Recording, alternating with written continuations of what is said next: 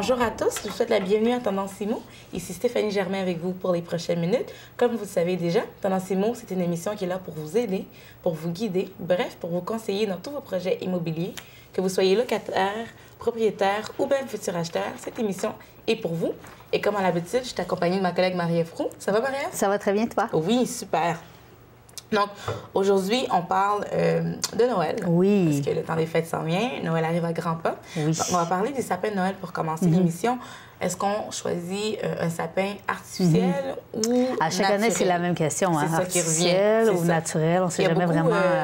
Je pense que ça pose un grand débat à savoir Oui. lequel est plus écologique. Exactement. Donc, il y en a qui disent, ben non, à chaque fois, il faut que tu coupes un arbre. Et... Puis on le jette après. Exactement, donc, c'est ça. C'est ça. Donc, puis les autres qui disent que justement, le artificiel, ben, c'est du plastique. Puis, donc, on va voir un peu si tu peux nous éclairer sur le sujet aujourd'hui. Je vais essayer. Exactement. Et on le sait aussi, Noël, c'est synonyme d'achat, de stress. Alors, tu vas donner des conseils sur comment passer un Noël, ça, en toute simplicité. Oui. Comment... Pas besoin de se stresser. Hein? En fait, il n'y a personne qui va vous taper sur les doigts vous le dire. Non, c'est ça. Parce qu'à la fin, je pense que les gens vont apprécier le fait que tout le monde se soit vu, qu'on ait du plaisir, plus que... Noël, c'est supposé être ça, en fait. On se retrouve, on s'amuse, on se dit qu'on s'aime. Donc, c'est pas le temps de... Puis ça vaut pas la peine d'arriver brûlé puis qu'à la fin, on est obligé, après les fêtes, qu'on doit prendre des vacances alors que normalement, on doit retourner au travail. Donc, il y a moyen de pas trop se stresser, de bien vivre ça en famille. C'est ça. Puis de profiter des moments familiaux que souvent, ben c'est vraiment à Noël qu'on se rencontre, donc en profiter sainement. Exactement. Puis tout en étant zen aussi dans la préparation des soupers. Et on va parler aussi des petits frères au service des aînés. Oui. Donc, tu sais, Noël aussi, il y a des personnes âgées qui se retrouvent seules. Ouais. Donc, c'est très triste de voir qu'il y en a qui n'ont pas de visite. Puis, de toute façon, ils le voient aussi, ils savent que c'est Noël. Donc, oui, pour eux autres aussi. Puis, eux autres aussi regardent la télé, ils voient les festivités partout. Exactement, on le sait. Hein, quand c'est Noël à la télé, on a des films, on a des émissions. L'emphase est vraiment mise sur cette période-là. C'est triste d'être seul pour... il y a certainement d'autres personnes dans la société qui sont seules, mais les personnes âgées seules, c'est pas agréable. Oui, c'est dommage. Puis c'est super bien. J'ai découvert justement qu'ils faisaient vraiment des cérémonies, tout ça, des événements pour Noël. Les petits frères dans le fond, ça vient des petits frères des pauvres. Ils sont maintenant dans 10 régions du Québec. Maintenant à Laval depuis 2 ans, donc les petits frères de Laval, puis qui organisent des activités à Noël, puis la veille pour qu'on va en parler un petit peu. C'est réconfortant. Oui. On va en parler à la fin de l'émission. Donc maintenant, Marie-Ève, on va commencer avec les sapins qui causent un débat, artificiel ou naturel. Oui. Puis, en fait, j'ai fait un petit peu de recherche justement sur Internet à savoir lequel on utilise. Puis ici, au Québec, il y a environ 3 familles sur 4 qui possèdent un sapin artificiel. OK. Donc c'est beaucoup. Oui, il y en a beaucoup qui achètent ce type de sapin-là. Puis en fait, en se disant, bien, c'est mieux parce qu'en fait, je vais l'utiliser longtemps plutôt que d'aller dans la forêt, couper. Puis c'était une tradition, on allait dans la forêt en famille, on allait choisir son sapin, le couper, le ramener à la maison. Maintenant, on n'est pas obligé d'aller en forêt pour le couper. On peut l'acheter fraîchement coupé ou l'acheter en pot aussi. Oui, il y a plein d'endroits qu'on peut l'acheter. Puis à savoir qu'est-ce qui est mieux, parce que c'est sûr, le sapin, il va rester le temps. Puis en fait, un sapin naturel demande plus d'entretien. C'est sûr, c'est un arbre, donc c'est un arbre qui est vivant. Bien, une fois coupé, je dis, il faut quand même, pour le garder beau, il faut en prendre soin. Oui, il faut lui donner de l'eau. Et puis après ça, qu'est-ce qu'on en fait? On le jette aux poubelles. Donc tu te demandes, est-ce que dans le fond, il va avoir duré comme 1 mois? Parce qu'il n'y a pas moyen de le récupérer. Non, puis en fait, aussi un sapin Noël, si on veut qu'il soit beau le 24 de décembre, il ne faut pas le couper au mois de novembre. Là. Non, c'est ça. Il ne durera pas. Non, exactement. C'est peut-être, normalement, c'est comme 4 semaines dans le... Bien, c'est sûr que ça dépend de l'arbre qu'on prend, là, mais c'est environ comme 4 semaines qui va rester beau. Au maximum. Donc, à savoir vraiment lequel est-ce qu'on prend. Mais c'est sûr qu'il y a beaucoup de facteurs à considérer vraiment avant de prendre sa décision. Justement, c'est quoi ces facteurs-là, Marie-Ève? Oui, bien, en fait, comme il y a une firme, la firme canadienne Ellipsos, qui... Elle est spécialisée dans le développement durable. Elle s'est posée sur la question, elle est allée voir à peu près toutes les... Justement, qu'est-ce qu'on devait prendre en considération, qu'est-ce qu'il fallait regarder. Puis eux autres, ils disaient que le sapin artificiel, pour vraiment être écologique, si on peut dire, là, être un bon choix, il faudrait l'utiliser au moins 20 ans. Oh, OK. Fait garder le même sapin. Le même sapin pendant 20 ans. OK. On s'entend aujourd'hui que la moyenne, c'est 6 ans. Donc il y a pratiquement personne qui garde un sapin parce que c'est sûr que ton sapin, bon, tu le défais, tu le mets dans une boîte, au fin fond. Oui, à un moment donné, il devient moins beau, il devient qu'il y a un peu des trous dedans, il s'aplatit, donc on veut le changer, tout ça. Donc c'est sûr que de le changer aux 5 ans, c'est pas nécessairement un bon choix. Ce serait mieux, c'est mieux dans ce cas-là d'avoir un arbre naturel. Et c'est sûr qu'il y a plein d'autres choses à considérer. Oui, parce que, comme par exemple, il parlait au niveau de la production des émissions de gaz à effet de serre, ils ont comparé les deux. Puis, en tenant compte que le sapin artificiel, généralement, sont faits en Asie. Oh, OK. Donc, c'est sûr que là, il faut calculer le transport pour le faire venir ici. Les sapins naturels, bien, généralement, on les prend chez nous. Québec. Donc, au niveau du transport, ça prend moins de... il y a moins d'émissions, en fait, qui sont produites. Puis, qui parlait que, globalement, un sapin artificiel, il provoque l'émission de 8,1 kg de CO2 par an. Oh, OK. Comparativement à 3,1 kg de CO2 par an pour un sapin naturel. Okay. Donc, il y a une bonne différence. Oui, il y a une très bonne différence. C'est plus que la moitié. Là. Donc, ils disent, c'est vrai, c'est sûr que l'impact sur l'environnement, il est quand même là. C'est important de voir le choix qu'on va faire. Puis, il disait aussi que l'artificiel, il est en plastique. Puis, pendant l'utilisation, puis après ça, l'élimination de l'arbre, parce qu'à un moment donné, l'arbre artificiel, on le jette aussi. C'est ça. Donc, ça cause beaucoup plus de CO2, ça pollue beaucoup plus. Parce qu'en fait, l'arbre naturel, on peut faire du compost avec. Exactement. On peut faire du bois de chauffage, il va se décomposer. Donc, automatiquement, au niveau... plus que le même plastique. si on le jette, ça reste quand même que c'est mieux parce qu'en fait, l'arbre artificiel, pour l'éliminer, ça produit encore ça plus de gaz à effet de serre. Donc, pour ça, de dire qu'il va durer juste quelques semaines, il y a quand même des avantages à la fin parce qu'il va continuer à être plus écologique à la fin de sa vie, l'arbre. Il disait aussi que le sapin naturel, il y a quand même l'avantage qu'il est cultivé chez nous. Il est cultivé sur des terres que des fois, bon, ils peuvent absolument rien faire pousser d'autres sur cette terre-là, donc à proximité de chez nous, qui réduit l'émission de gaz à effet de serre, puis en plus, qui encourage l'économie locale, qui est une bonne chose. C'est déjà, je pense, 3 points pour, exactement, pour le sapin naturel. L'arbre qui est fait en Asie, il vient de loin, donc c'est pas directement notre économie qu'on encourage, donc ça peut être des points positifs à considérer. Pour les gens qui de plus en plus veulent acheter canadien, veulent acheter local aussi. Puis c'est sûr qu'avoir un arbre naturel à la maison, ça dégage de bonnes odeurs. Oui, c'est ça, mais ça respire aussi, donc c'est bon pour l'air ambiant. C'est un autre point positif qu'on peut considérer. Donc, mais c'est sûr qu'il disait quand même que ça reste qu'on le choisisse l'un ou l'autre, c'est quand même pas... ça pourrait être plus envisageable, par exemple, de prendre le transport en commun pour aller travailler pendant l'année, plutôt que de dire, bon, c'est quel choix je vais faire entre les deux. C'est vraiment de faire une différence. Oui, c'est ça, c'est pas le sapin qui va... Non, c'est ça, c'est pas le... C'est beaucoup plus, par exemple, choisir le transport en commun. Plutôt que l'auto, c'est ça qui va faire une plus grande différence. Oui, exactement, que de dire, je choisis sapin artificiel ou naturel. Mais quand même, je pense que c'est quand même important de se poser la question. Puis, il y a vraiment c'est possible d'avoir accès à la recherche, là, donc sur Internet, on va vraiment... C'est ça, il y a plein de compagnies, c'est ça. Oui. Comme on disait dans les grandes surfaces, maintenant, il y a des sapins qui sont déjà coupés, des sapins naturels, déjà mis en terre, qu'on peut tout simplement acheter. Et après Puis ça se fait aussi maintenant qu'on peut les acheter en pot. Donc, après ça, on peut le planter. Oui, c'est ça, exactement. Donc, c'est bien, parce que sa vie continue une fois que Noël est terminé, parce que Noël, ça dure pas très longtemps. Oui, en effet. Absolument. Donc, merci, Marie-Ève, pour ces informations-là. Donc, je pense qu'arrivé à la maison, je vais penser qu'est-ce que je choisis entre les deux cette année. Donc, ça va être une bonne réflexion. On va passer au topo de la semaine et on vous revient tout de suite après.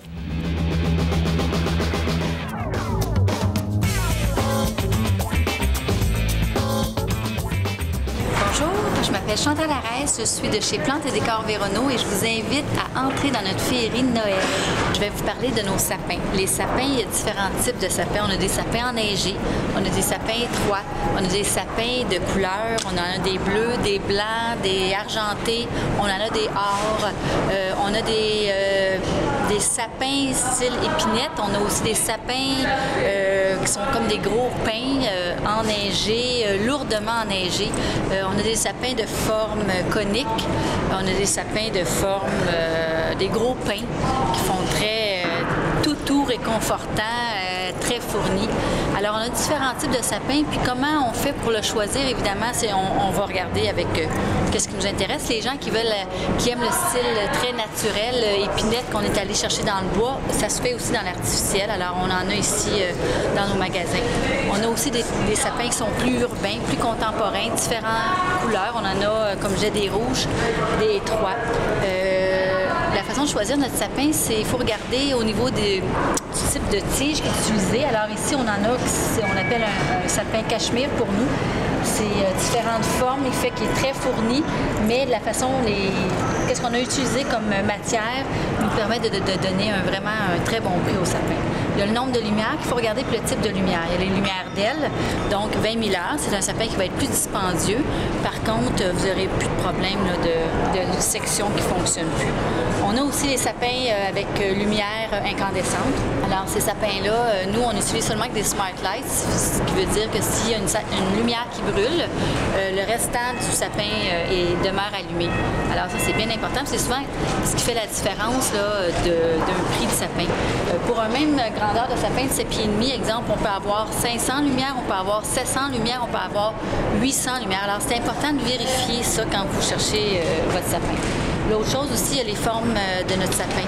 On a des sapins de 7,5 pieds qui vont avoir 48 pouces à la base, donc puis il y en a d'autres qui vont être 30 pouces à la base. On y va, on va avoir un espace plus étroit. On a aussi les types de sapins qui sont enneigés. Vous allez en voir plusieurs ici qui sont très différents les uns des autres. En fait, ce que vous allez retrouver ici, c'est uniquement des choses que nous avons importées, que nous avons décorées, qui sortent de l'ordinaire, que vous ne trouverez pas ailleurs. Puis on travaille vraiment là, pour notre client à afficher les meilleurs prix pour la qualité du produit, tout en respectant là, les budgets de tous et chacun.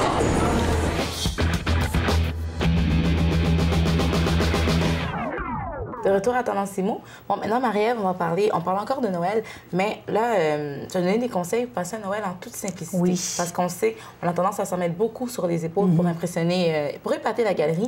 Oui. Donc, c'est pas nécessaire. Je pense que les gens aussi se rendent compte que l'important, c'est de se retrouver. Exactement. Plus que, mon Dieu, d'impressionner tout le monde. Parce que sinon, on se retrouve un peu après les vacances terminées, on doit retourner au travail, affronter des nouveaux défis, puis on a déjà la langue à terre. Donc, c'est pas une bonne idée. On est épuisé. Exactement. Et on veut pas ça. Non, exactement. Donc, c'est bien mieux de pas trop se stresser avec ce qui s'en vient.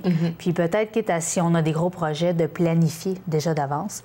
Mais en fait, si c'est nous qui recevons, ça sert absolument à rien. Bien, je veux dire, comme tu dis, il y en a qui veulent absolument épater la galerie, épater toute la famille, on les voit pas souvent, tout ça, mais c'est pas nécessairement ça qu'ils vont retenir. Ce qui est important, c'est qu'on se retrouve. Puis qu'on a du plaisir. Oui, exactement, d'avoir du plaisir. Alors que si on essaie de trop vouloir épater, qu'on passe toute la soirée dans nos fourneaux, puis de ne pas être à table. Non, parce qu'on est comme, on veut que tout soit parfait, donc on n'arrêtera pas la soirée, on va être brûlé, puis on n'aura pas vu personne, donc ce ne sera pas agréable. T'sais. Exactement. Alors, pas besoin de se casser la tête. Puis le repas, c'est pas nécessaire que ce soit vraiment la traditionnelle dinde et tout ça. On peut innover. Il y a personne qui va rien dire si, par exemple, vous offrez des cannelloni ou, vous pouvez faire un Noël à l'italienne. Oui, exactement. Un Noël à l'italienne, un Noël à la créole. Il y a toutes sortes de choses qui peuvent être. Puis les gens, ce qu'ils vont retenir, c'est l'originalité. Et cette année, c'est différent. On a mangé telle chose qui était différente. Parce que souvent aussi, on a plein de... Par exemple, chez moi, j'ai une famille reconstituée. Donc, j'ai beaucoup de repas de Noël.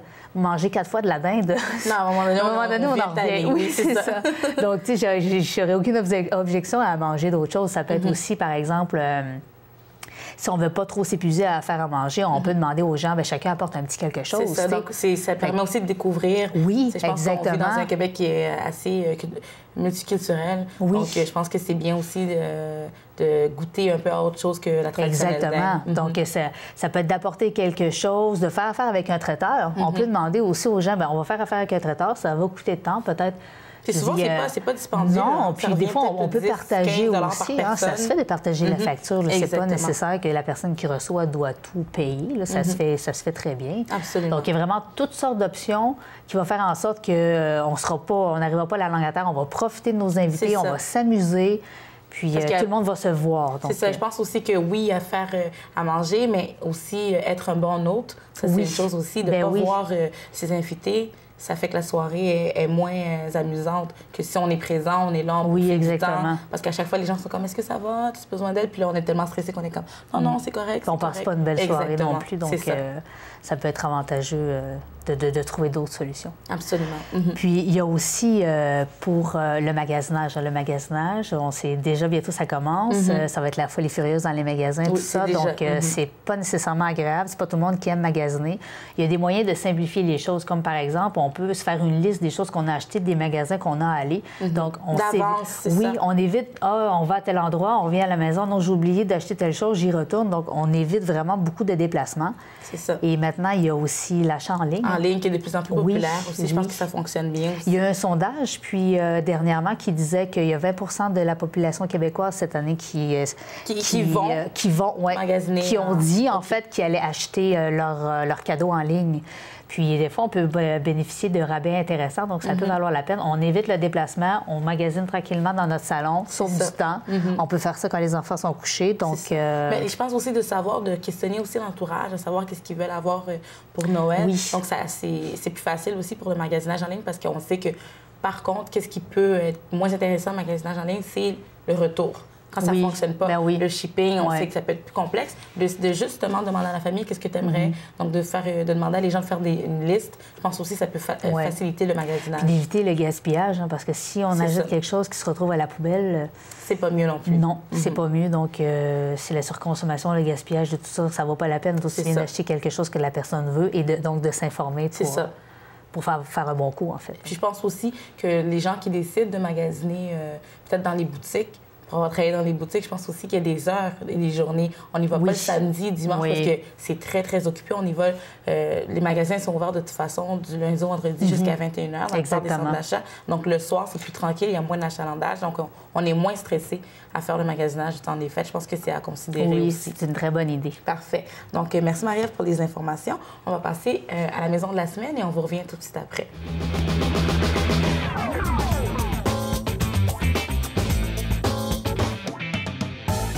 Époustouflant, luxueux, moderne, le magnifique cottage avec garage triple qui a pignon sur rue dans le secteur du Vernet a de quoi faire tourner les têtes. Offrant une splendide vue sur la rivière des Prairies, la propriété de qualité est l'endroit rêvé par excellence. Située au 120 rue Émilie, cette propriété de luxe comporte 11 superbes pièces dont la décoration est irréprochable.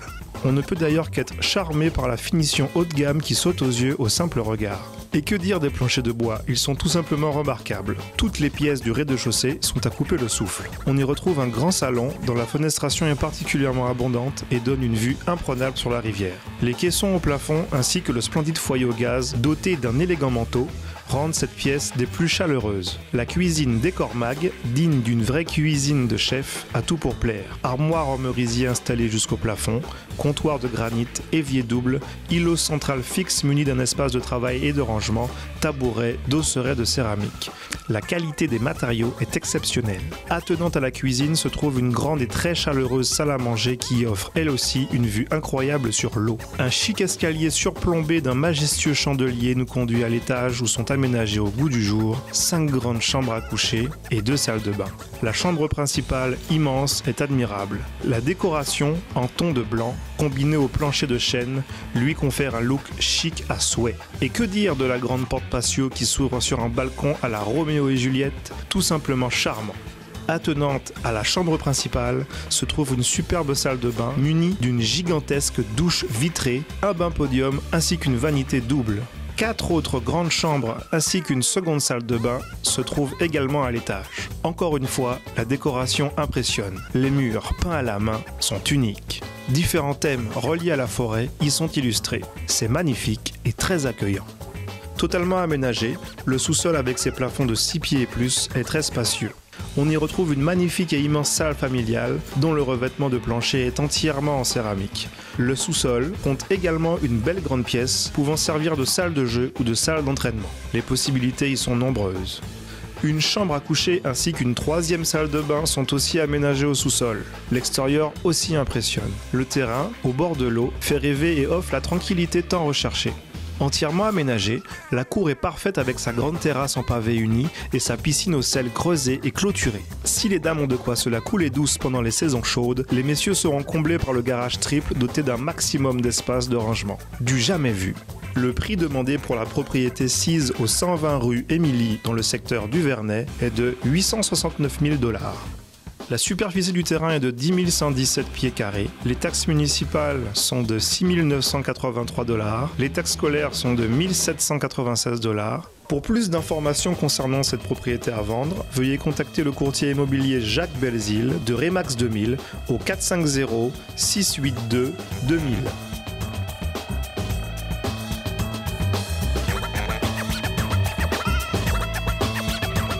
De retour à Tendance Immo. Donc, Marie-Ève, on va parler des petits frères qui sont au service des aînés.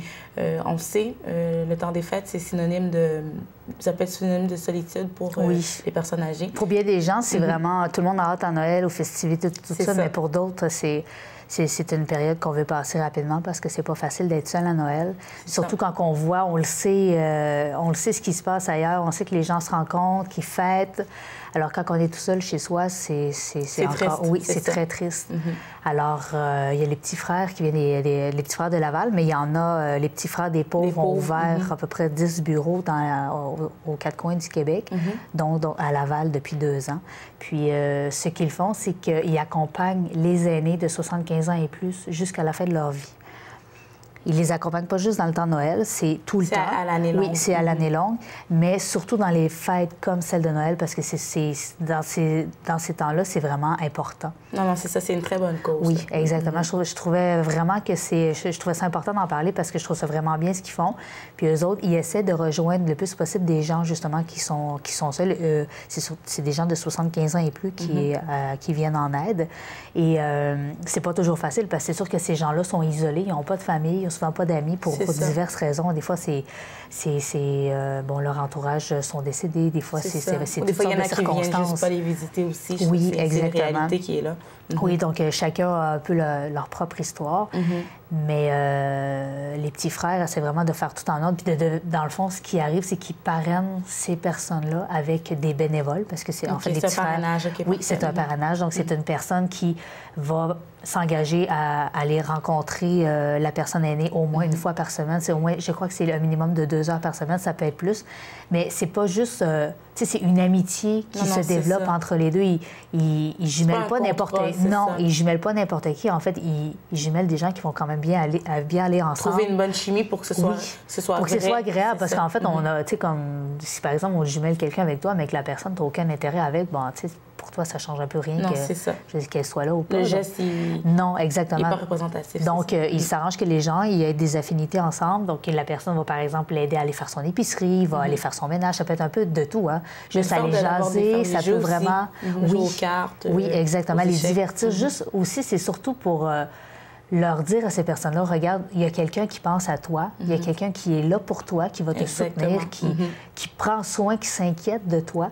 Donc ça, d'avoir ça, c'est merveilleux. Ça n'a pas de prix, c'est ça. Oui, exactement. Mais c'est une oreille aussi. Je pense que les gens, c'est des oreilles. Des fois, les personnes âgées ont envie de se confier, ont envie de parler. Et je pense que c'est important aussi pour les écouter. Puis en fait, eux, ils s'adressent aux personnes âgées qui sont autant dans des résidences pour personnes âgées, parce qu'il y en a aussi. Hein. C'est pas parce que tu es dans une résidence qu'il y a plein de monde que tu n'es pas tout seul. Non, c'est ça, exactement. Puis aussi, bon, c'est sûr qu'il y a encore de nos jours, on vit en santé, on vit plus longtemps. Donc, les gens, il y a des gens qui sont cloîtrés un peu à la maison, ils sortent pas, ils n'ont pas vraiment personne à qui aller voir. C'est ça, comme on avait parlé au début des condos pour les personnes plus âgées, peut-être. Il y en a qui sont là, qui sont tout seuls, qui sont indépendants, mais ça reste qu'ils sont tout seuls. Ils auraient bien besoin d'une petite visite pour leur remonter le moral. Exactement. Puis en fait, spécialement pour la période des fêtes, qu'est-ce qu'ils font, les petits frères? C'est que la veille de Noël, ils visitent les gens chez eux. OK. La veille de Noël, Oui, la veille de Noël. Donc, ils leur apportent, soit que ce soit, ça peut être un petit cadeau, parce que c'est sûr qu'il y a un lien entre les deux, mais il y a aussi le 25, donc eux autres, c'est le midi, mais comme à Montréal, ils ont leur propre événement. Dans chacune des villes, ils ont leur événement qui leur est propre. Oui, exactement. À leur activité. Alors, à Laval, ils vont au restaurant, c'est au restaurant Le Phare, je crois, sur l'heure du dîner. Donc, ils rassemblent tous les gens pour souligner Noël ensemble, dans un restaurant. C'est un souper familial. Oui, en fait, c'est un dîner. C'est un dîner, oui. À Laval, c'est un dîner. Donc, tu sais, c'est super intéressant parce que ça leur permet au moins de vivre, puis, tu sais, avec des fleurs, puis tout un bel événement. Je pense aussi, c'est de changer l'environnement. Oui, justement, oui, pas toute seule à la maison. C'est plus festif, ça fait du bien aussi.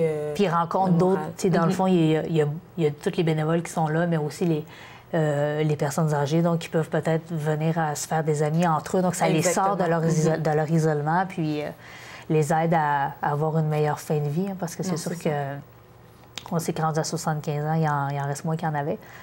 Donc, c'est bien qu'ils aient un accompagnement jusqu'à la fin. C'est vraiment, c'est très important. Je pense que le travail des différents au service des aînés doit être souligné parce que vraiment, là, de plus en plus, on s'en rend compte avec il y a tellement d'articles, tellement d'émissions qui démontrent comment que les aînés peuvent être maltraités, comment ils sont délaissés. Donc, des gestes comme ça, il faut en faire plus exactement. Aussi. Puis en fait, pour les aider, moi, je trouvais ça bien d'en parler parce que il y a plein de gens qui en connaissent des gens de loin qui savent que les personnes âgées sont seules à la maison. Bien, ça peut être une façon... En fait, la façon de fonctionner, c'est qu'il faut parler des petits frères à ces personnes-là. Donc, si, par exemple, tu connais quelqu'un qui n'est pas nécessairement proche, qui est toute seule à la maison, tu peux aller la voir. Rentre en contact avec les petits frères, ça va être une bonne chose. Oui, exactement. Est-ce que nous, on peut s'inscrire? Comment qu'on fait si moi, je veux justement... Tu pourrais t'inscrire pour être un bénévole. C'est ça, pour parrainer. Parce qu'il y a en recherche, Est-ce qu'il y a un site Internet? C'est le site des petits frères? Oui, je ne connais pas l'adresse exacte, mais si on cherche petits frères... Sur Google, on va trouver facilement. Exactement. Souvent, ça réfère à Montréal parce que c'est là que ça vient. C'est la maison mère. Exactement.